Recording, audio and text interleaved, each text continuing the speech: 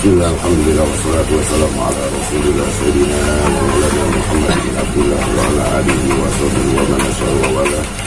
Asyhadu an la ilaha illallah wa la syarika lah wa asyhadu anna sayyidina wa nabiyana Muhammadan abduhu wa rasuluhu la nabiyya ba'dah. Allahumma shalli ala sayyidina Muhammad wa ala ali sayyidina Muhammad. Fa inna hasbatal hadis kitabullah wa khairul hadis hadis sayyidina Muhammad sallallahu alaihi wasallam. Wassalamualaikum warahmatullahi wabarakatuh.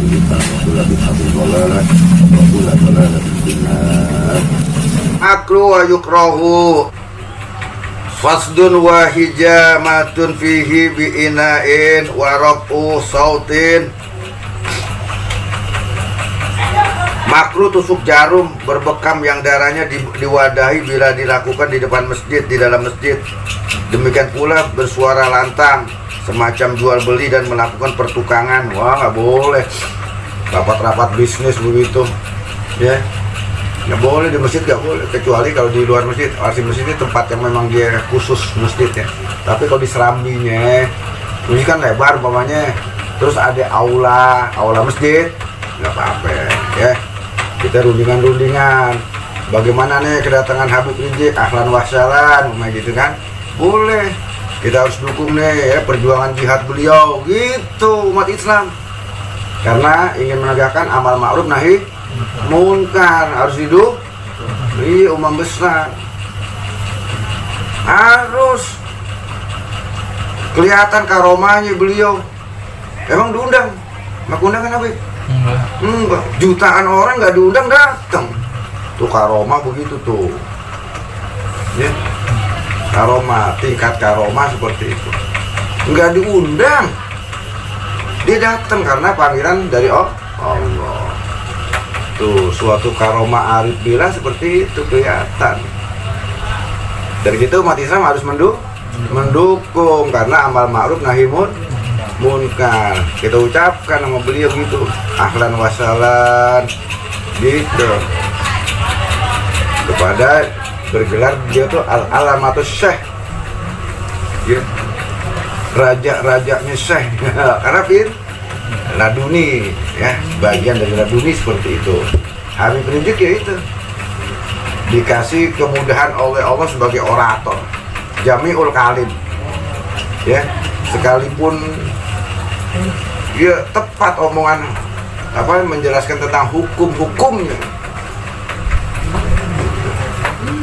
Nah, kita harus sebagai umatnya harus ikut beliau ya. Kita udah hidup di akhir zaman, Allah munculkan imam-imam begini ya, jutaan orang harus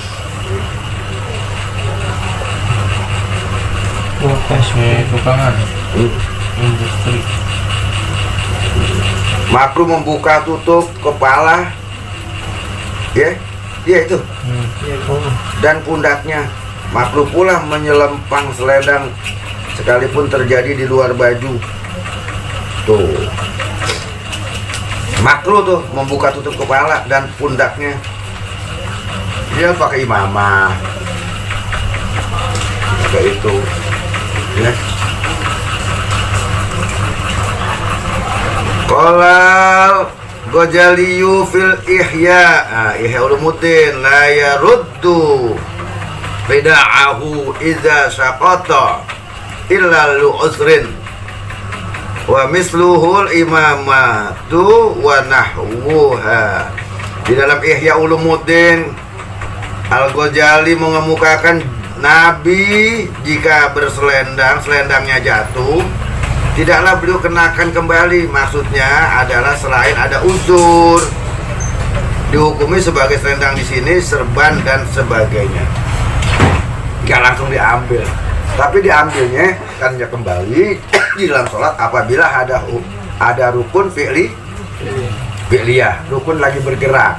Ini selendang jatuh, jangan diambil langsung, ntar habis sujud yang kedua atau mau rakaat ketiga, ini selendang boleh diangkat lagi, singgahkan lagi di sini. Ya boleh, rukun fi'liyahnya ada rukun fi'li, lagi bergerak. Makruh melakukan sholat sambil menahan hadas seperti kencing, berak, atau kentut. Nah, ada orang yang nahan mules, nahan kentut sampai gitu. Akhirnya ya tetap aja kalau emang dia nggak bisa, walaupun gitu akhirnya brok. Ada yang begitu, apalagi yang gendut-gendut, yang gue. Iya. Nah nanti belajar istinja yang benar, ya. Nanti kentutnya apa? Nggak ini. Saya bisa berjam-jam, ya nggak kentut. Bisa berjam-jam, betul. Karena tadi belajar istinjanya dikorek, gitu. Ruang-ruang dubur dikorek, dibersihin. Jadi dia nggak kentut. Lama nggak kentut.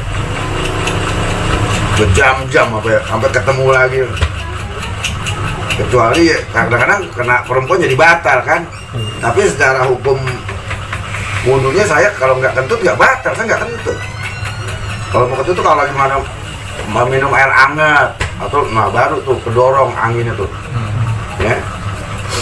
Karena tadi istinjanya, ya.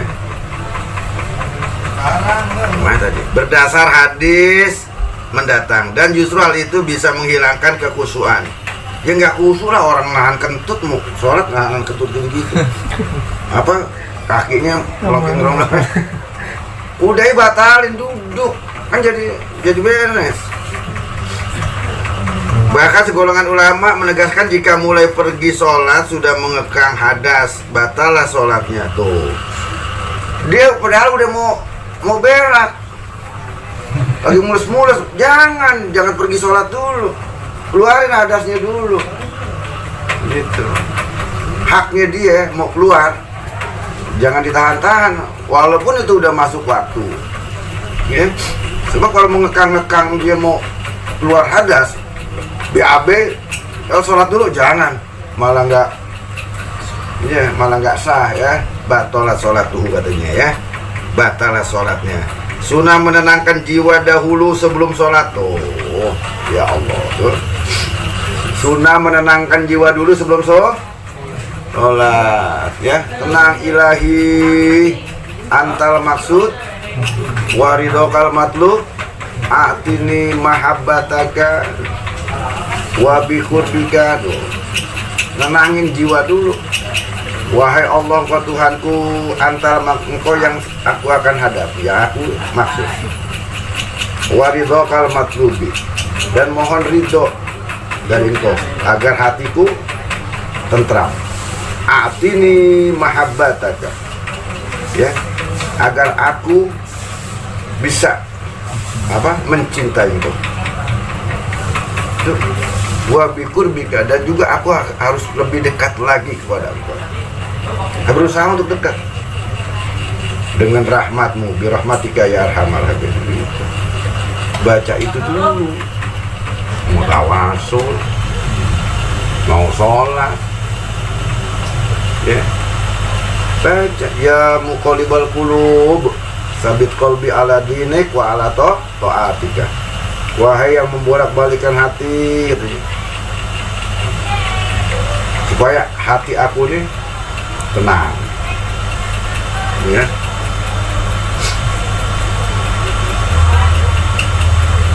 Tuh, sunnah menenangkan jiwa dahulu sebelum sholat, sekalipun akan tertinggal jamaah tuh, gak apa-apa.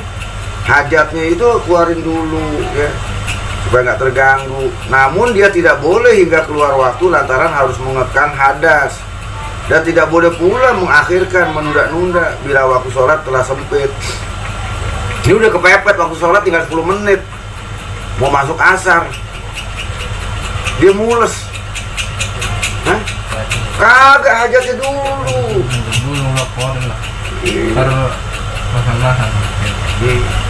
Jadi letak kemakruhan pengekangan hadas tersebut adalah bila hal itu terjadi setelah takbiratul ihram, di waktu sholat nih maksudnya, ya. Di waktu sholat ya udah takbiratul ihram, kok toto datang mulas, ya, datang mulas. Nah itu boleh dibatalin, ya. Dan sayogianya ia berkeadaan kalau pengekangan dilakukan sebelum takbiratul ihram, maka lenyaplah. Lalu berdasar kebiasaannya ia mengetahui bahwa hal itu terjadi lagi nanti di dalam sholatnya. Dia udah tahu. Jadi makanya orang udah tahu, aku harus ke jamban dulu nih, gitu. Minimal 15 menit sebelum waktu dia sudah bersih-bersih. Dia baik dia pakai pampers, pakai apa gitu kan kegunaannya. Yang sakit, kalau yang darurat sakit. Makruh melakukan sholat dengan menghadapi makanan atau minuman yang cukup merangsang baginya. Jangan, kalau bisa makan dulu, minum dulu, ya. Kalau bisa begitu, jangan sampai kebayang-bayang di waktu sholat, aduh, ya. Ini nggak boleh itu. Itu semua berdasarkan hadis riwayat Muslim sebagai berikut. Tuh.